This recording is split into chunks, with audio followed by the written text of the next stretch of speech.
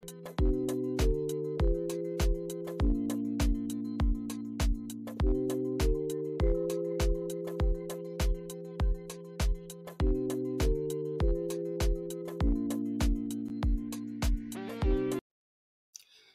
up, Brooklyn Squad? How's everybody doing? Welcome to my recording upload.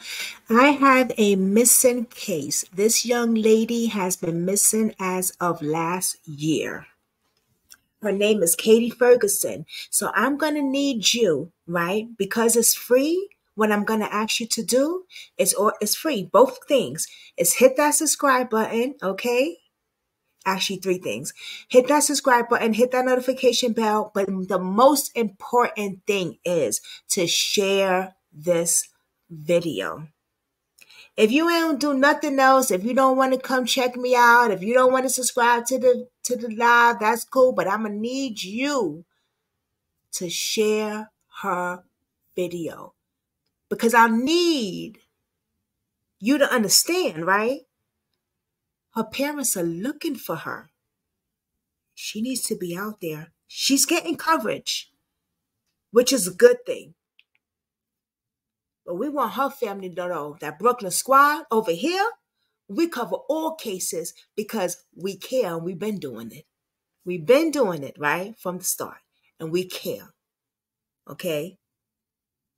We will help, look, call, do what we have to do. So please share this video.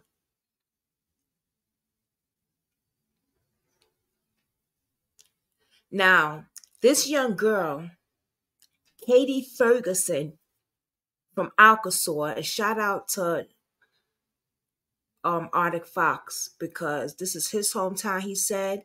So you know when someone's missing in your area or where you live at or your hometown, it becomes personal. Okay, it becomes personal, and I definitely understand. So he gave me this, and I didn't know about it, and so I want to definitely put her out there. Kattie Ferguson, check this out. From Arkansas, was with her ex-boyfriend, Adam. She decided, and I say ex because they separated, right? She decided to get back with him. He called her up one day, and they decided to work things out and take a road trip with the kids. She has two beautiful kids, right?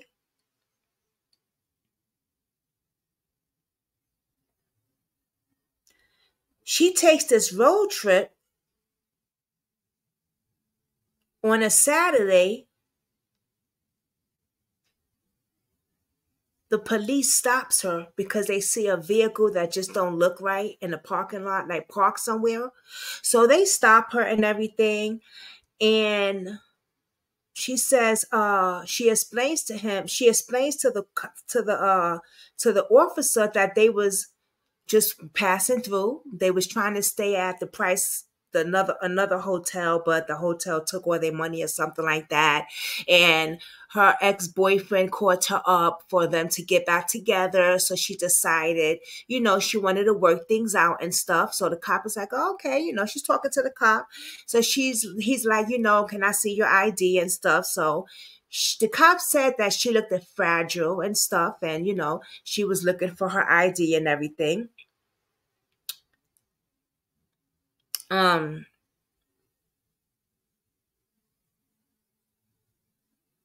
She had her baby on her lap, she's talking, to the cop. Nothing suspicious is going on, right? He let him go. They go on about their business. Adam, the boyfriend, he comes back after the road trip. It seems like everything's okay. Came back. He got the kids with him. But Katie's missing. Where's his ex-girlfriend? She's not there at all. Wow. So now you got the kids without her.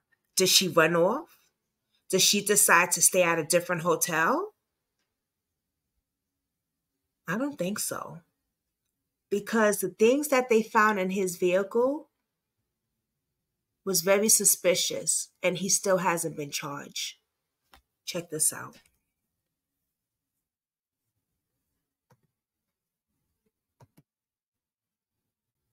Katie was a mom. She was a sister, a daughter. She was a really kind person. She had a really kind heart. Just like her kids, they just have like kind souls. 33-year-old Katie Ferguson is described as a loving mother to her two young daughters, reliable, funny, and loved by many. We've always just had this bond. But Katie has not been seen or heard from in over a month.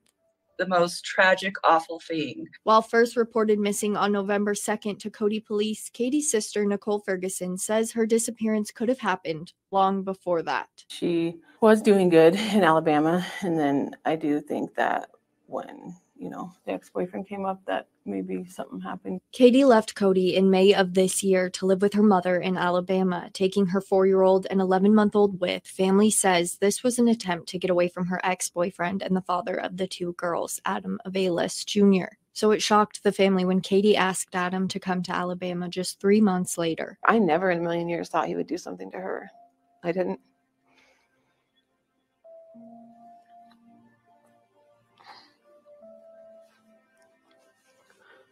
But now I think he did. Looking at this kid, he don't look like the type that would do anything, right? He just looked like a regular kid, roughy little schmeggerly kid. He don't look like the type that will harm anyone, especially his girlfriend and children. But did he harm her? Where is Katie at? Why did he come back with his children and not Katie? What's going on? Why did all of a sudden, a month prior, when she decided she was getting her life together, that he decided to call her and say, hey, let's try to work things out, and by the way, let's take a road trip? And she said, sure.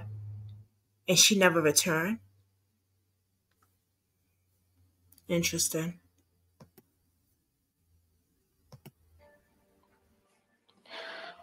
And I think it was really bad. Katie, Adam, and their two daughters started driving back to Cody in early October, but only 3 of them made it back. I don't think she's alive.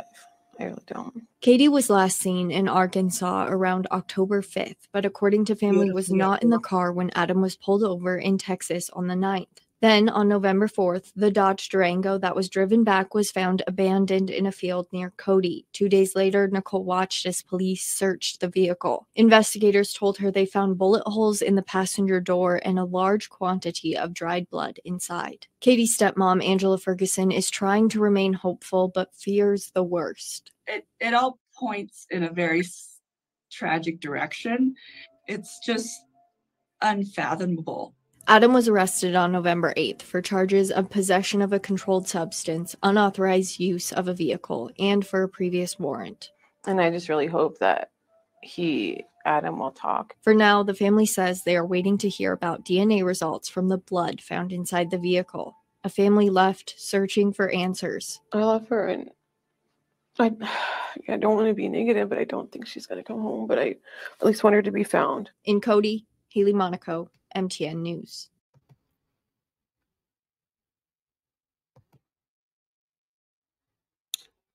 Dry blood, bullet holes. He was stopped on the way back. She wasn't in the vehicle. On the way there to the trip, remember I said the cops stopped them? She was in the vehicle. She talked to the police. But then he was pulled over on the way back with only his kids in the vehicle. She wasn't there.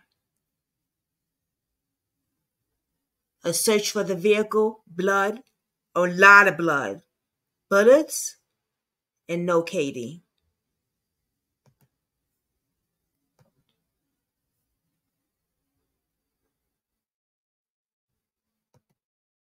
Don't just take classes.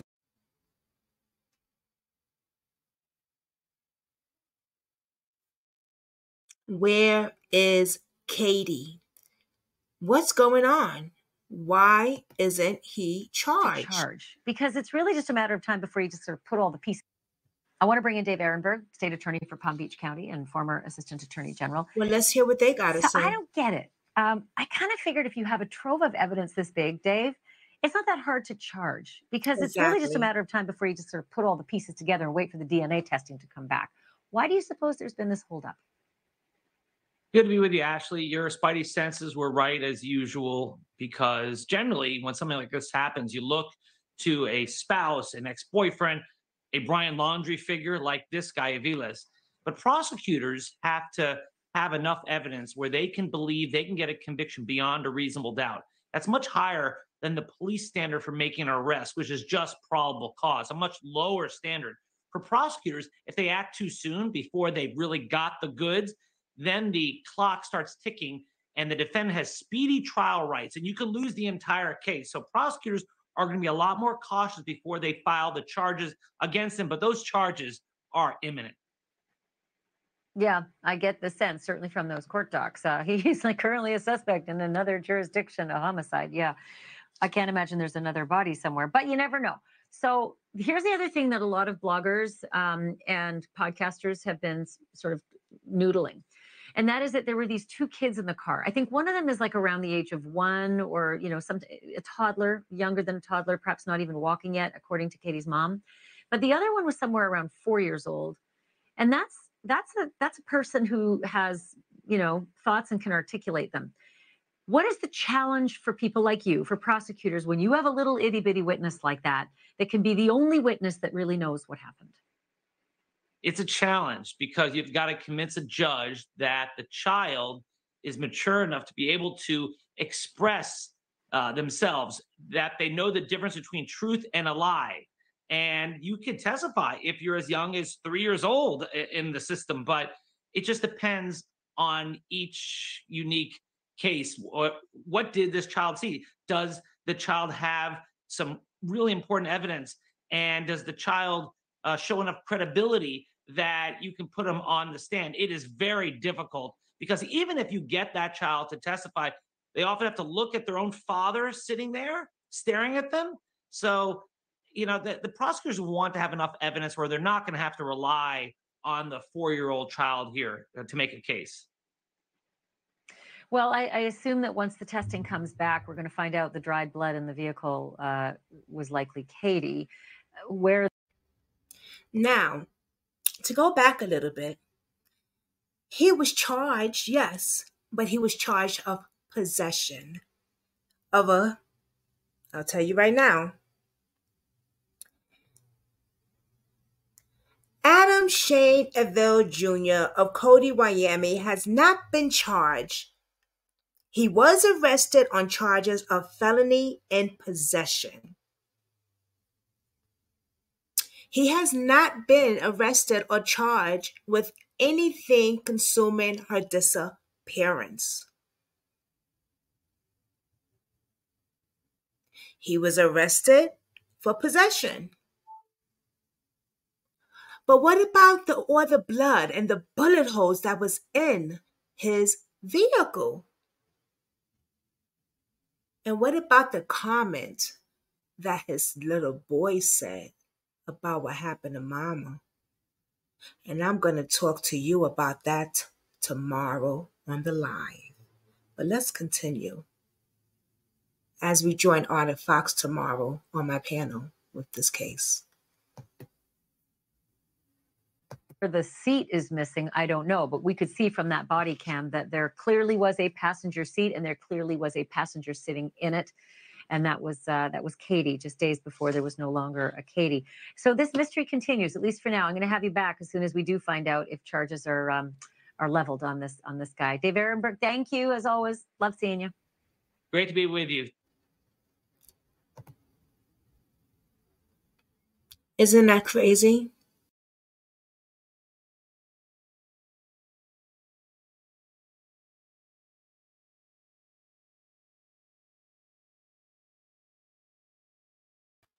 Sorry, guys. Isn't that crazy that I just blocked my own self out by mistake? But hold on, guys. I want to show you one more thing. Let me just pull that back up because I saw something and I was like, oh, let me show you guys this.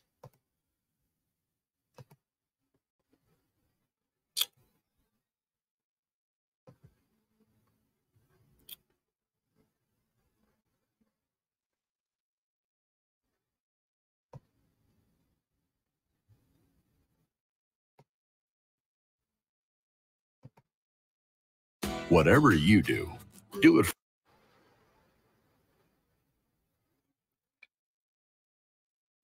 Daughter. Mona Hartling is Katie's mom, and she joins me live now for her first national interview. Mona, thank you for being on tonight, and I am so sorry that you're going through this. Have you heard any updates at all from police or any investigator working on this case? Not yet. They're still waiting for the DNA results, and also they're waiting for the towers to ping off of Verizon. So do you have any theories that you're working on, you and your family, or any other anyone you may have hired on the outside to help investigate? Do you have theories on what happened? He killed her. I know he did. I know it. That's my baby girl. I've raised her. She's been with me most of her life. I have 4 children. We all love her so much. I had 4 children. I have 3 now. He took something so precious from this world. But we believe she's gone and that he did kill her. And he hid her body somewhere. And we just don't know where yet. I am so sorry that you're coping with so much and trying to process all of this, all at the same time while police are obviously processing evidence and what is taking them so long? This happened last year. Why aren't they doing anything to go search for her? I haven't seen any searches or anything. Did the police once again drop the ball? I mean, I see a lot of social media. No, yeah. I see a lot of content creators covering her case. But I don't see the news or the police doing their job. In the beginning, when she went missing, yeah. But then it slows down, right? And this is the problem that we have. They don't stay on the case. They put it to the back burner.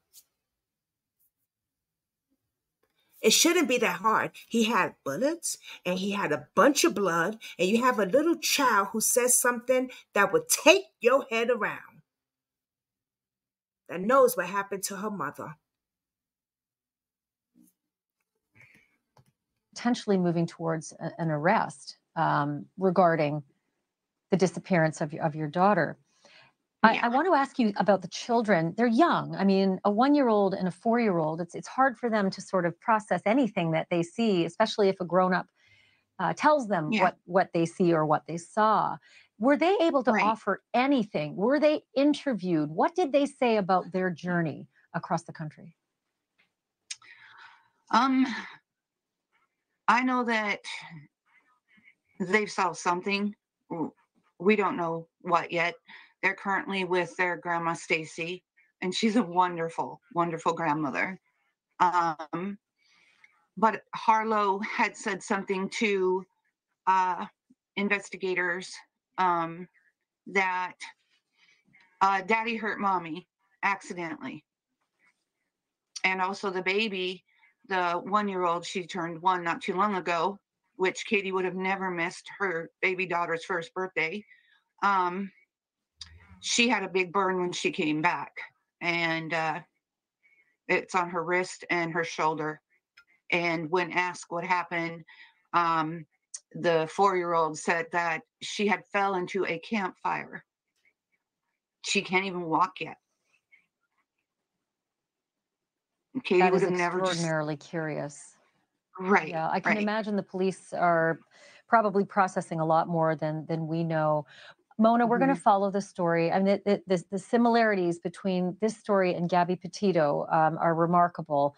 I hope that Right. it is not the same result. And we'll stay on the story and we will speak with you again. And, you know, God help us. I hope there is some resolution for you and I hope it's good. Mona, thank you for doing this.